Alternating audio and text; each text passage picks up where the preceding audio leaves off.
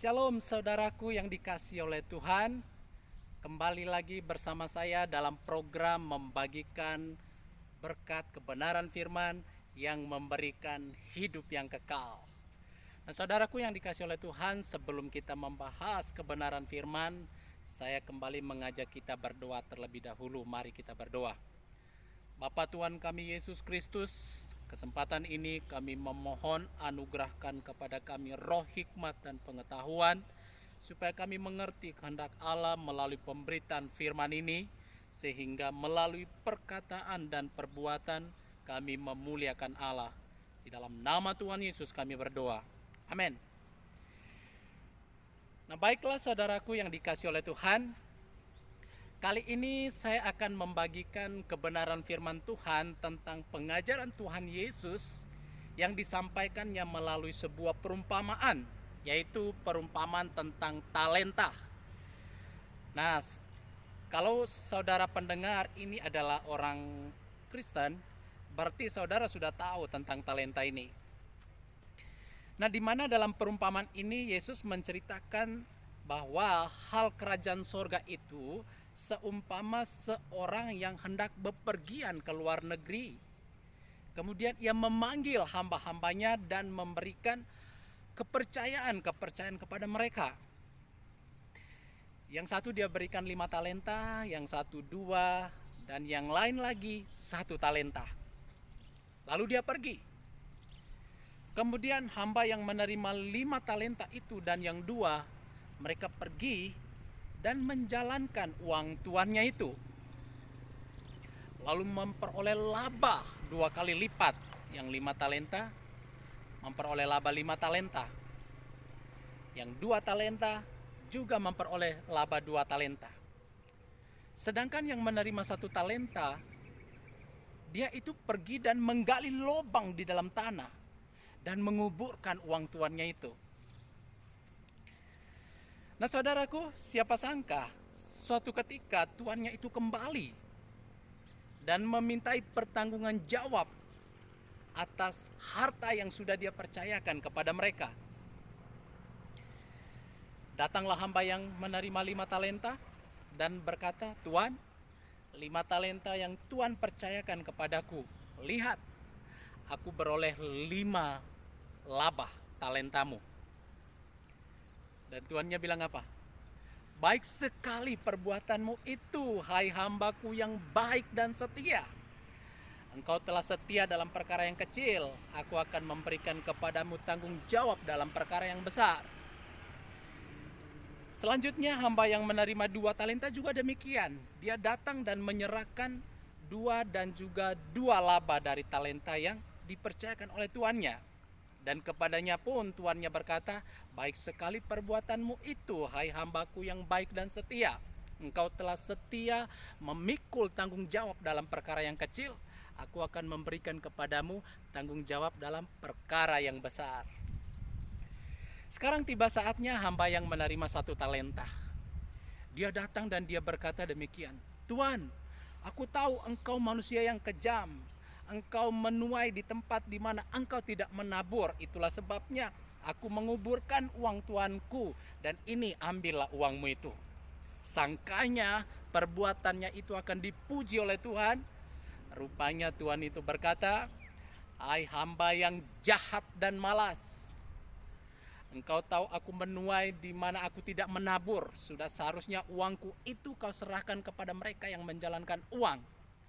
Ikatlah tangan dan kaki hamba ini dan buanglah ke tempat yang paling gelap." Nah saudaraku yang dikasihi oleh Tuhan, saya menceritakan ini secara sederhana saja dari perumpamaan ini. Saudaraku bisa akan membaca keseluruhannya nanti di Matius pasal 25 ayatnya yang ke-14 hingga ayat yang ke-30. Saya hanya mencerita garis besarnya. Nah dalam perumpamaan ini Yesus menjelaskan bahwa hal kerajaan sorga itu seumpama seorang tuan yang bepergian dan memanggil hamba-hambanya dan mempercayakan mereka harta. Nah saudaraku yang dikasihi oleh Tuhan, saudaraku harus ingat bahwa perumpamaan ini adalah bagian dari khotbah atau pengajaran Tuhan Yesus dari pasal 24 Matius ini hingga pasal 25 itu berbicara tentang akhir zaman. Nah, saudaraku yang dikasih oleh Tuhan, sebelum kita membahas ini sangat menarik sekali untuk saudaraku perhatikan.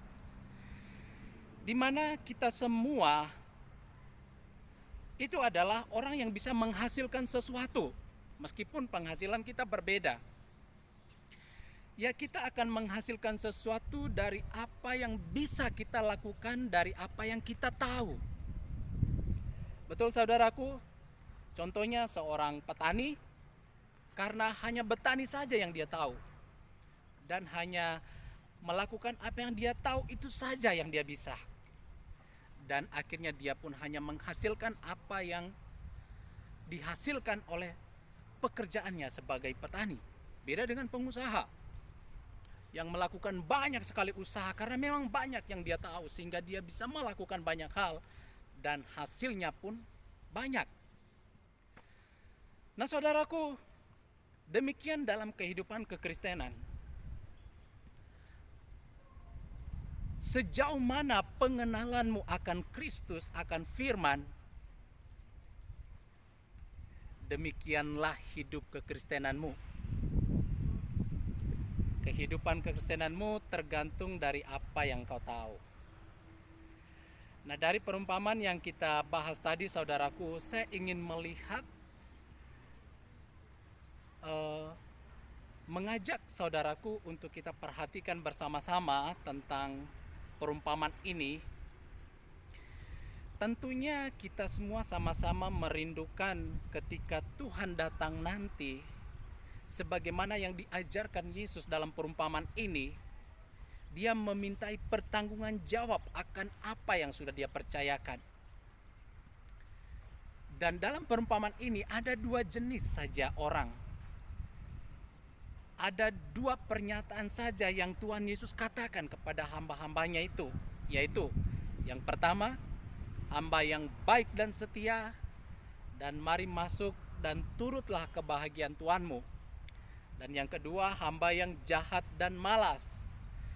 Nah saudaraku yang dikasihi oleh Tuhan kita Yesus Kristus, ini adalah sebuah gambaran sebagaimana ini bagian dari khotbah atau pengajaran Tuhan Yesus tentang akhir zaman. Sebagaimana Yesus datang ke dunia, dia memberikan kita harta, yaitu harta sorgawi, hidup yang kekal. Makanya di dalam Yohanes 3 ayat 16 firman Tuhan berkata, karena begitu besar kasih Allah akan dunia ini, sehingga ia memberikan anaknya yang tunggal, supaya setiap orang yang percaya kepadanya tidak binasa, melainkan beroleh hidup yang kekal. Nah, keterangan ini memberikan gambaran bahwa kehadiran Yesus di dunia ini, dia mau memberikan kita harta sorgawi, yaitu hidup yang kekal. Nah saudaraku, Yesus sudah tidak ada di dunia dan dia sudah pergi ke sorga, ke tempat dari mana dia datang. Tapi suatu saat dia pasti akan datang kembali. Nah pertanyaannya saudaraku, waktu Yesus datang kembali, perkataan apakah yang akan dia katakan kepadamu?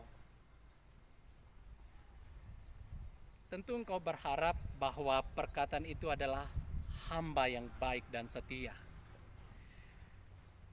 Tidak mungkin yang lain. Sebagaimana yang ada dalam perumpamaan ini. Nah saat ini saya ingin kita melihat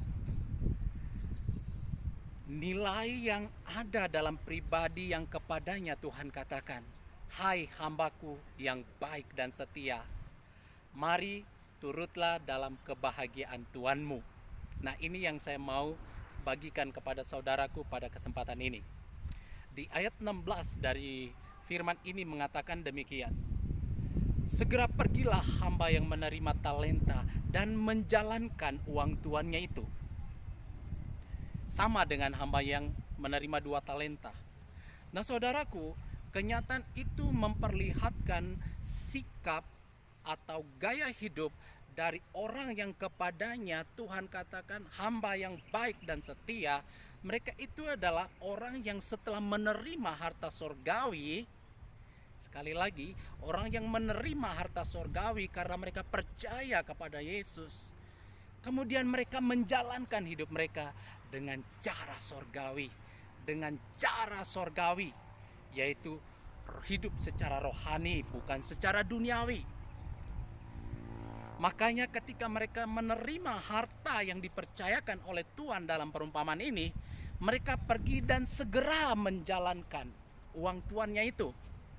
Nah saudaraku, ini adalah sebuah sikap bagaimana ketika mereka hidup sebagai orang percaya, mereka tidak lagi menjalankan hidupnya dengan cara duniawi, tetapi secara surgawi atau hidup secara rohani. Beda dengan yang menerima 1 talenta. Dia terima, kemudian dia pergi menggali lubang dalam tanah dan menguburkan uang tuannya itu. Kenapa begitu? Kira-kira mungkin alasannya dia lebih suka menjalankan hidupnya di dunia ini daripada hidup dengan cara rohani. Ini yang pertama saudaraku. Nilai yang dimiliki oleh pribadi yang kepadanya Tuhan katakan hamba yang baik dan setia, yaitu mereka setelah menerima harta dari tuannya, mereka langsung pergi menjalankan hidup mereka sesuai dengan harta itu, yaitu hidup rohani. Mungkin jika engkau hidup secara rohani, engkau akan menjadi orang asing sendiri di dunia ini. No problem. Sebab banyak keluarga Allah di dunia ini yang akan menyambutmu, apalagi sorga.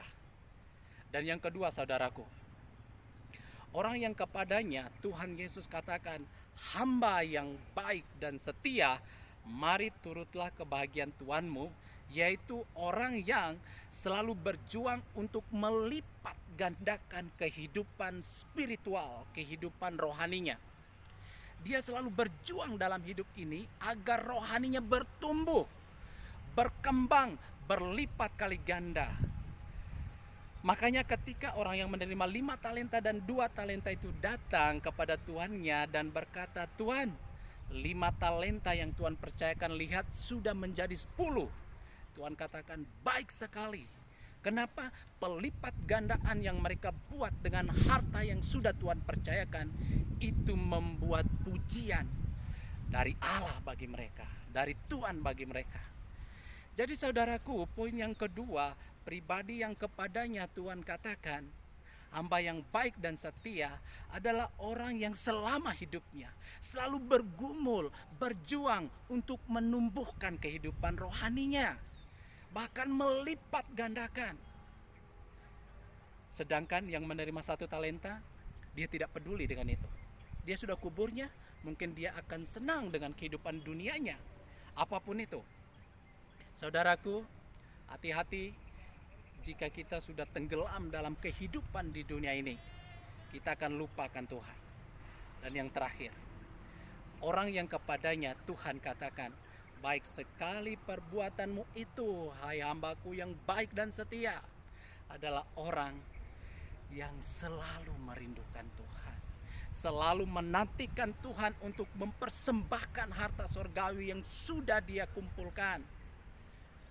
Berbeda dengan orang yang menerima 1 talenta, mungkin dia berpikir bahwa dengan menumpuknya harta duniawi, dia akan bahagia selamanya.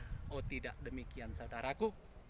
Orang yang mengumpulkan harta surgawi, dia merindukan Tuhan, dia menantikan Tuhan. Dia tidak menantikan kesenangan duniawi, dia tidak mengharapkan atau mencita-citakan tentang kebahagiaan duniawi. Saudaraku yang dikasihi oleh Tuhan, untuk melakukan hal itu, mungkin dunia akan menolakmu, tapi ingat, surga terbuka bagimu. Mungkin dengan melakukan itu, engkau akan kehilangan banyak hal, tapi ingat satu hal, engkau tidak kehilangan surga.